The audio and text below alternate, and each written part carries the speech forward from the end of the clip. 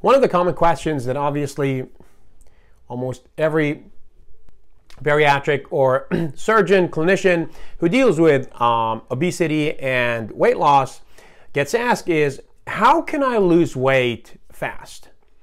So I'm going to take this from a perspective of what we call calorie density or food caloric density.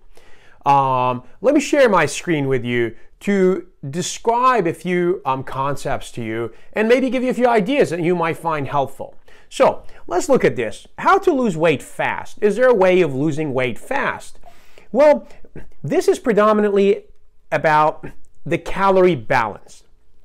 To be able to lose weight, your calorie burn must be more than your calories in.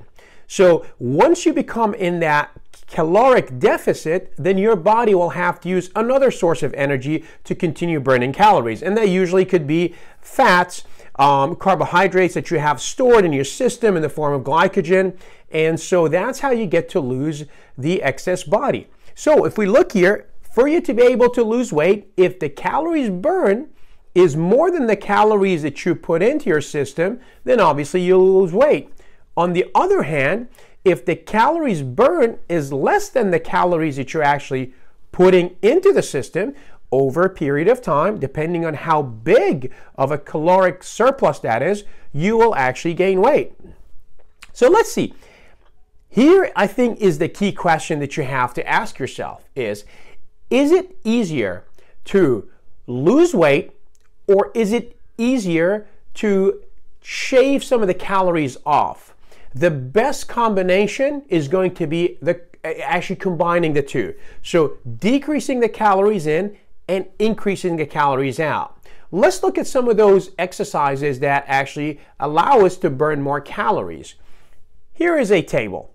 So if we look at this table, it's, exercises burning most calories. So let's look at something like climbing stairs. You can burn up to 270 calories if you take it as a slow pace and you perform that exercise for a whole hour. So there it is. If we actually look at the rest of it, let's go for hiking. So hiking obviously involves more effort, so you can burn up to 500 calories in an hour. Let me put this in perspective. If you have fast food and just the burger, that means it is going to take you more than an hour of hiking to just burn that burger.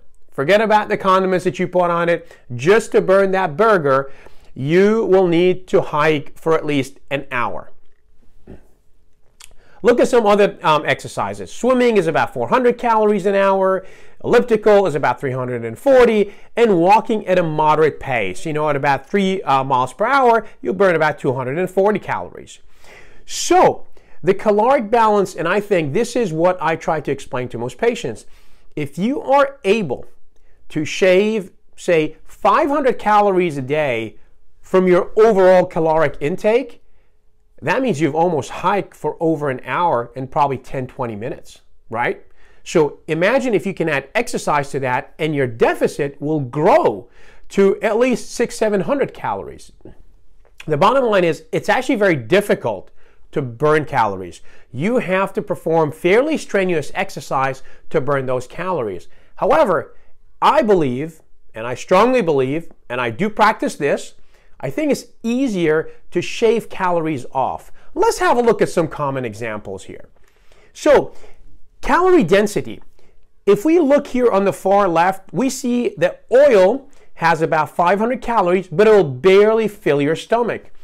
Go back to my clip on how does your brain understand the stomach is full. And this is how, as we move to the right, we can see the cheese, almost 1/3 of the stomach. Meat is obviously calorie dense. Fruits are not. So if you have 500 calories of fruit, you can actually fill your stomach, get your ghrelin levels to go up, and the brain thinks, I am full. Whereas if you drank oil or any other liquid that is calorie dense, the stomach did not stretch, right? If you remember, the stomach has to stretch for your brain to think it's full.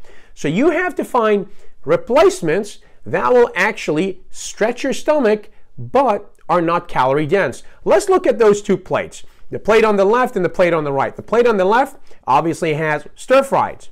Stir fries, and you've got some beef, red meat, and you have rice. If you replace the rice with cauliflower rice and also cut the amount of meat, as you can see, there still is adequate amount of protein. Increase your vegetables, you can shave a significant amount of weight, almost 500 calories here.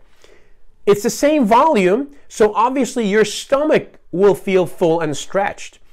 This is the trick. Changing ingredients, the rice, to cauliflower rice, which has a lot less calories. Let's look at this example as well. Instead of having a lot of fried rice, you can again reconstitute some of that rice by adding cauliflower rice and thereby shaving almost 450 calories from your diet. The protein stays the same, the vegetables go up a little bit. So again, when we look at the volume, it's equal volume. Your brain doesn't understand calorie density. It understands stretching the stomach. As long as the stomach is stretched, hormonally and also neurologically, it thinks you are full. You do not need any more calories.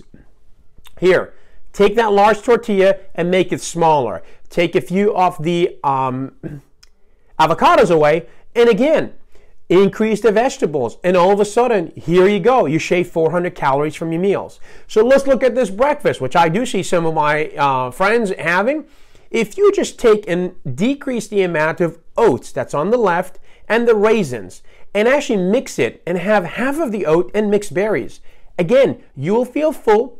If you've got, a sweet tooth, the mixed berries will give you that sense of sweet tooth and satisfy you without actually increasing the calories significantly. Once again, we can see another example here. If you take the tortillas away and you just put a lettuce bed, you have shaved 600 calories from this meal.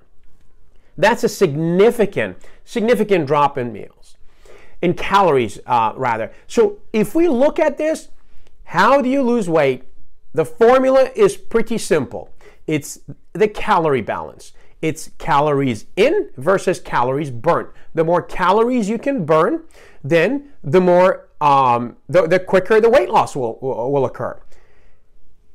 If we look at the examples that I provided you with, I hope it gives you some ideas, because this way what you can do is you can jog or walk or hike or climb stairs, do the Stairmasters, do your elliptical, whatever's your favorite exercise, and you'll burn some calories. On the other hand, if you can also replace and make some of those substitutions, as I showed you there, you can actually decrease the amount of calories in as well. So you will actually increase that deficit in calories, which means you will lose weight much, much faster. I hope you found this educating and hopefully gave you some ideas. I'd love to hear your thoughts, and definitely would like to hear what do you do to replace some of the higher density foods with lower density foods.